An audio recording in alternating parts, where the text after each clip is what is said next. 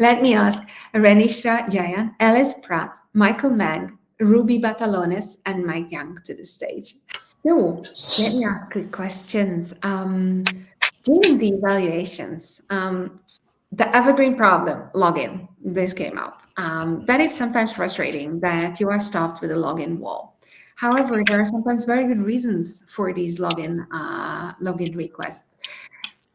If you would be able to give a recommendation, where would you put the login step on this imaginary user journey of first findability and then onboarding? Which would be the right place for what reasons? And what can be done to take it to the next level since you are getting information from the user anyways? When I was sharing this question before, Alice immediately asked back, like, what do you mean with this question? And Mike also. So I'm going to first ask Alice, where are your thoughts on this ambiguous question right now? Hi, can you hear me? Lovely. Okay.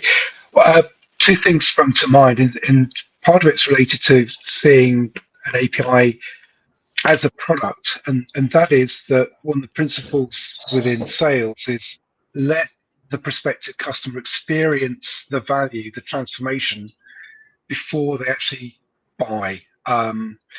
So if you put barriers in their way to stop them actually experiencing the API and what it can do for them, then they're less likely to actually become a customer.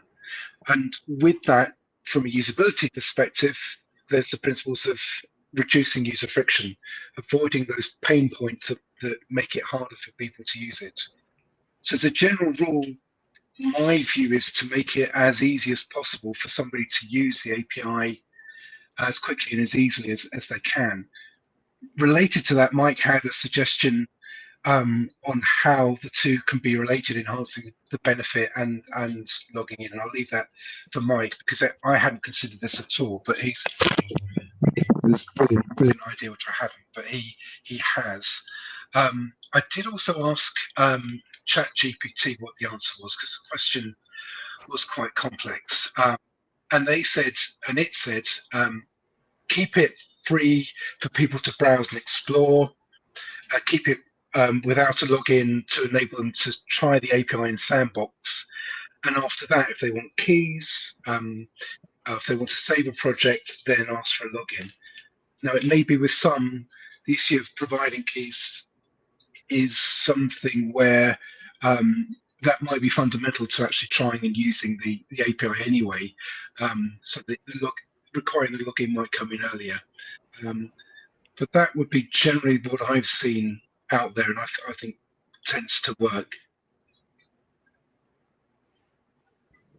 Thank you, Alice. So, Mike, what was that extra that Alice is referring to? Well, I mean, Ellis, thanks for the introduction. Basically, beyond logins, when I go to a developer portal, what I want to be able to do is copy paste stuff to my command line. If I can do that and get things to work, great. There's credibility to the portal, but everybody puts on barriers. You have to have API keys, OAuth keys, usernames, passwords. That can be a problem. But with a good login, you'll have profile information that already has that information, your API keys, your OAuth keys, your domains. When you have that information connected to your login, you can pre-populate your REST calls and your other commands with that information. And when that's done, you can copy paste from your docs direct to your command line on your laptop. You don't even need a sandbox and get credible answers. Could I just interject there that what Mike also mentioned was the ability to personalize the API calls. So there's the benefit by logging in of having more richer responses back from that. I think we saw that to an extent with Mercedes-Benz, where if you put your number plate into their API, which was about 2-3 years ago, it could then give you data about your own particular car in the sandbox. I mean, that Mike suggested, and I hadn't considered at all, but I thought was an excellent point to make. We saw also in prior DevPortal Awards, Spotify Developer Portal had this first wow of the moment you log in, they create a playlist from your favorite songs. Also, Myro did a lot of work in this regard. Ruby, what do you think about this in a bit more sensitive field? Yeah, I do think that I do agree with the points that Ellis and Mike made. For me, the ability to log in or get your own test account is part of the very early phases. If you're a decision maker, when you're considering different like vendors where to get your product from, so I believe that the logging in and getting a test account should be separate from onboarding itself, and there should be some parts that you should be able to test out, uh, even if you're in a bit of a sensitive space. Let's say onboarding or fintech, for example. I also see that echoing what was said as well.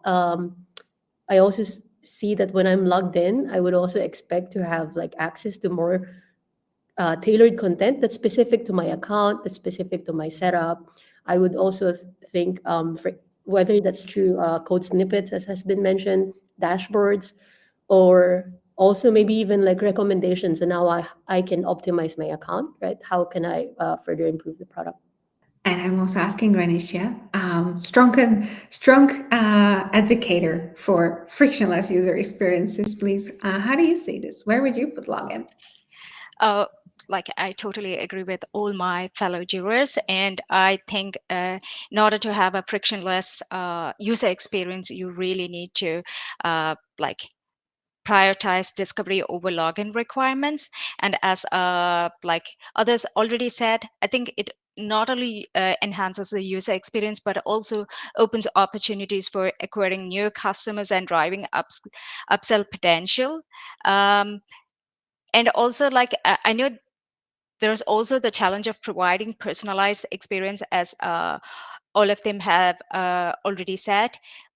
But if your personalized experience does not require a login, think of alternative ways.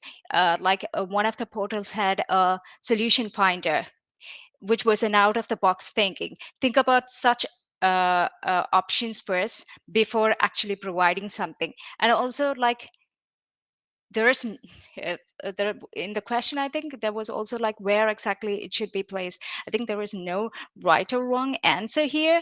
I think you should present it when you move users towards deep technical documentation or interactive features that require absolute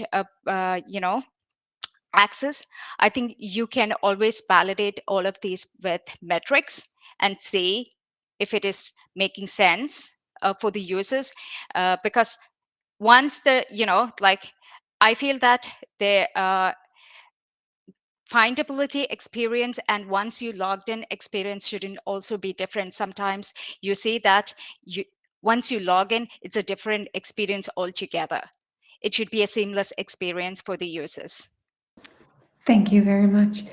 I would like some short opinionation from you on video content, that sometimes it's helpful, sometimes there's issue. For example, they're hard to reference. Would you have like a 1 or 2 sentences recommendation towards video content? And I'll ask you, Renishya, first. Okay. Like I think once when a video is well done, it's a clear winner. There is no question about it. But it also involves high cost for production. So we need to admit that it is a maintenance overhead. So I think especially if your documentation requires frequent updates, I would say carefully evaluate whether whether your users and you would benefit from adding videos. And if you are also adding videos, think about ideas like, rather than providing very lengthy videos, provide smaller ones. Consider those for tutorials, walkthroughs, and also think of different approaches, not just providing a video, but go for mixed media strategy where you can combine them with written documentation, infographics, and then video. And also like make it accessible and never put a video alone. There should be written text as well accompanied by it. So it's a like, I think if your team involves writers, they would always think about scalability and maintenance. That's the key there. Thank you. You just summarized the long book about video content, I believe. Ruby, would you want to add something to this as advice? Yeah, actually, I also see a place for video for more foundational content and context that doesn't frequently change, because it provides like another medium for learning and for communicating. But I do think that it has to be the user experience for video should be well thought out. So I would think more like short videos with bookmarks for key topics so people can skip where they need to go. And also echoing what Renisha said, that it shouldn't, like, video shouldn't be the only media that we offer users with, but also it has to come with documentation. So it's really catering to like how the different ways of learning. Thank you. Mike, I am a little bit afraid that your answer is going to be no videos, but let's hear. Actually, little bit of motivation. When developers have a great sprint, they demo what they've done on video. People say wow, and they say, capture that, put that in the docs. And notionally, that's great if you can replicate that experience for everyone. The problem with replicating a demo is that you've got a lot of foundational work. Everybody in the demos knows, okay, we use Python, Rust, Ruby with these environment variables, whatever. But how do you express that in the video? Or do you intro the video with a certain amount of documentation, and then it becomes complicated? Not to mention all the complications that Ruby and Rishania mentioned just a moment ago. Very valid. Alice, when you are, if you ever advocate video content for your clients, when and why and how? Above everything that's been said now.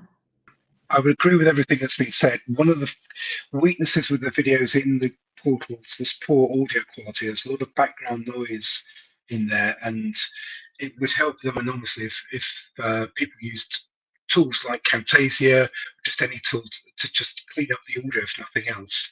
There is the company called Wistia that, I don't know if they still do it, was publishing annually statistics on what's the optimal point for a video, at what point the viewership crashes down. Last time I saw it was about between 2 and 3 minutes, and it really drops off after that. And at that point, it doesn't really matter if you have a 4-minute video or a 40-minute video, you'll get the same amount of people watching it. So nobody on the portals that I saw or I noticed was doing short videos of under 2 minutes. And I was just looking at the BBC website earlier today, and a lot of their videos are now just 90 seconds. And with TikTok and other platforms, it may be that 2 or 3 minutes has come down even less. So it may be a case of doing teaser videos, which then have links into the more detailed ones.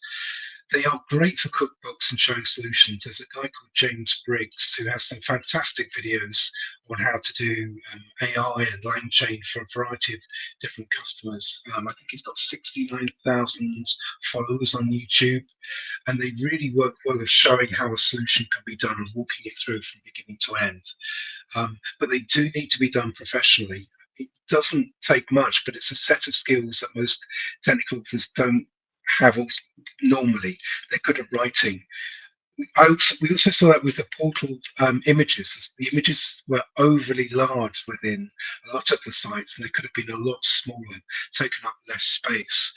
And I just think it's technical writers are good at writing, but they don't necessarily have the skills at the moment to make visual images as good as they can be. I think the solution is testing, usability testing, finding out where the weaknesses are, and then working on fixing it and spending a little bit of money on things like video editing tools or some lighting or some proper mics, and just getting to that little bit of polish. But all the other points about keeping them maintained, I totally agree. Thank you very, very much for all of you. Loads of information and learning. And especially thank you for all of the work that you have put into evaluating the portals.